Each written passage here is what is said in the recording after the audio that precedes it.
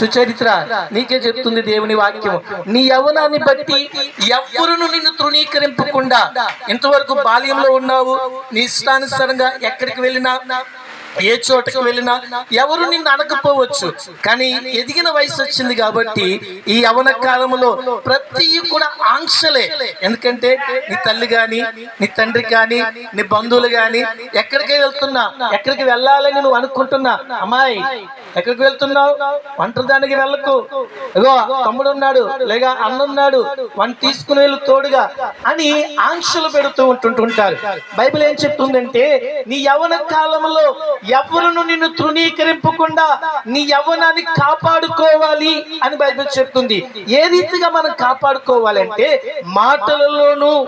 ఇంతవరకు ఒకవేళ బాల్యంలో ఆ యొక్క బుడిబుడి మాటలు మాట్లాడితే నీ మాటలను బట్టి అందరూ మురిసిపోయారు, అందరూ సంతోషించారు. కానీ యవ్వన కాలం వచ్చేటప్పటికి నీ మాట తీరు మారాలి. మీకు విషయం తెలుసా, స్త్రీలు యవనస్తులయ్యారు అని ఎలా తెలుస్తుందంటే బైబిల్ చెప్తుంది, వారి సైన్యములు పెరుగుతాయి గనక వారు యవనస్తులయ్యారు అని చెప్తారట.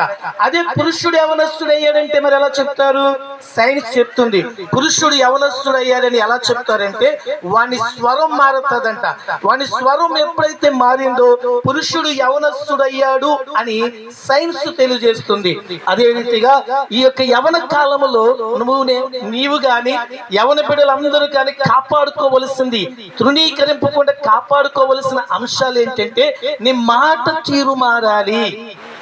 ఒకవేళ బాల్యంలో నీ ఇష్టానుసారంగా మాట్లాడినప్పటికీ యవన కాలంలో మాట్లాడే తీరులో ఒకవేళ పెద్దలను గౌరవించటంలోను, పెద్దలను పలకరించటంలోను, వారిని పిలిచే పిలుపులోను మర్యాద పూర్వకమైన ఆత్మ సంబంధమైన పలకరించే మాటలు నీకు రావాలి అని బైబిల్ చెప్తుంది. నీ మాట తీరులో ఎవ్వరును నిన్ను తృణీకరింపకుండా జాగ్రత్తగా ఉండు అని దేవుని వాక్యం సెలవిస్తుంది. చూడండి, చాలా మంది తల్లిదండ్రులు అంటారు, అమ్మ మా బిడ్డ ఎదిగిందమ్మా, పెద్దల్ని ఎలా గౌరవిస్తుందంటే, ఎలా పలకరిస్తుందంటే ఎవరిని చూసినా ఇగో యావండి యావండి అని చక్కగా పలకరిస్తుంది.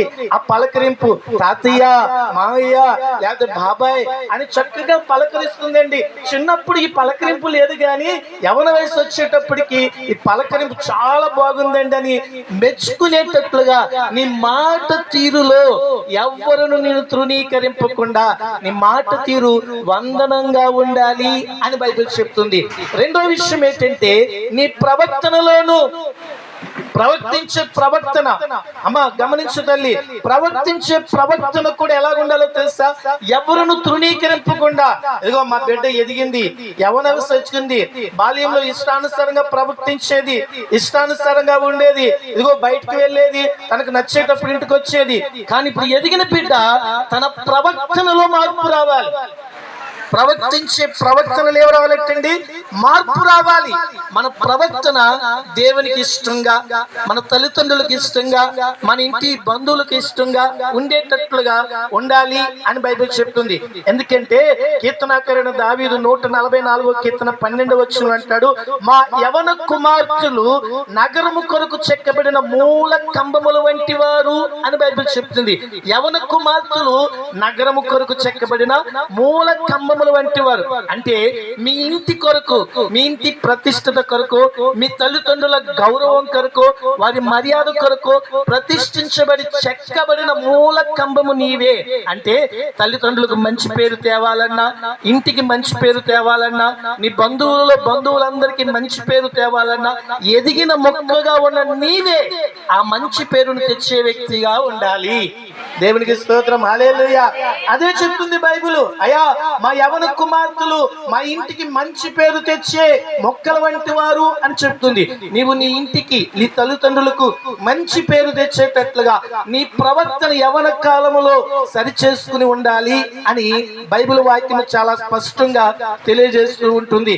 ఇంకా చెప్తుంది ఏమనంటే ప్రేమలోను దేనిలోనంట? లోక ప్రేమ కాదు. యవన కాలం వచ్చేటప్పటికి లోక ప్రేమకు పడిపోకూడదు.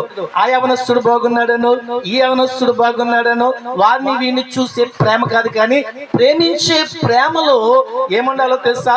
ఎవరు నిన్ను తృణీకరించకుండా చూసుకోవాలి. ఇదిగో నా బిడ్డ ఎదిగిన తర్వాత నన్ను ఎంతగానో ప్రేమిస్తుంది అని నీ తల్లిదండ్రులు నిన్ను చూసి సంతోషపడాలి.